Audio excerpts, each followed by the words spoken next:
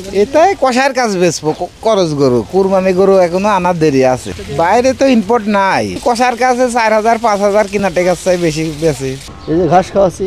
হ্যাঁ ভুসি খাওয়াবো শুনি ভুসি গরু ধোয়াচ্ছে খাওয়াইলাম গরু ধোয়াচ্ছে এখন এই গরু কি বিক্রির জন্য নাকি হ্যাঁ বিক্রির জন্য এগুলো এসব গরু কবে বিক্রি করেন কুরবানি? এটাই কষার কাজ বেচবো করজ গরু কুরবানি গরু এখনো আনার দেরি আছে এগুলো শুধু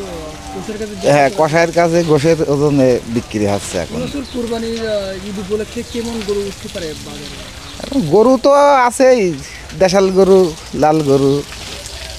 হবে। বছরের থেকে বেশি উঠবে নাকি কম? বেশিই হবে গরু তো হবেই দেশাল গরু যেহেতু মানুষে পালছে বাইরে তো ইম্পোর্ট নাই বাইরে ইম্পোর্ট হবে না তো বাংলাদেশি গরু বাংলাদেশে গরুই হয়ে যাবে কুরবানি দাম তো আছেই খাদ্যখানার দাম সবাই বেশি দাম এখনো কিছু ভাব বোঝা যাচ্ছে না কি হবে ইচ্ছা তো বেচা কিনা যাই হোক হবে বেচা কিনা তো হবেই আপনার এই গরুগুলো বর্তমান যেগুলো আছে এগুলো কি গরু এগুলো মানছি এগুলা করজ গরু কোথা থেকে নিয়েছে? এটা হচ্ছে যশোর সাতক্ষীরার দিকে এটা আপনারাই পালন করেন নাকি কোনো না ওখান থেকে হাটে থেকে কিনে আপনাদের কেনা পড়ে কত করে? না 40 45 ঠিক নাই গরু বুঝি মানে 1,45,000 জি জি আর বিক্রি করেন করতে?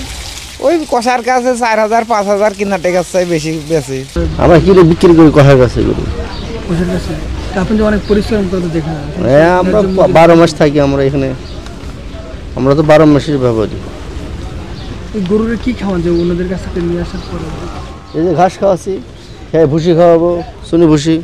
এই ওনার সাথে গরু অসুস্থ হয়ে যায় তাদের জন্য ওগুলো তো ডাক্তার চিকিৎসা দিই পাগল আমরা লালন পালন করে নিই আমরা নিয়ে আসি কিনে নিয়ে আসি আবার বিক্রি দিই মানে কয়দিন রাখেন আপনাদের সেটি আমার এই আজ বেচা গেলে কালিয়া বছর যাবো আমি কিনতে যাবো গরু দৈনিক কয়টা করে বিক্রি করেন? ও ঠিক নাই 5টা 7টা 2টা ঠিক আছে বেচা কেনা আমাদের খালি লসই হবে তাহলে তো আমাদের ব্যবসা আবার টাকা করতে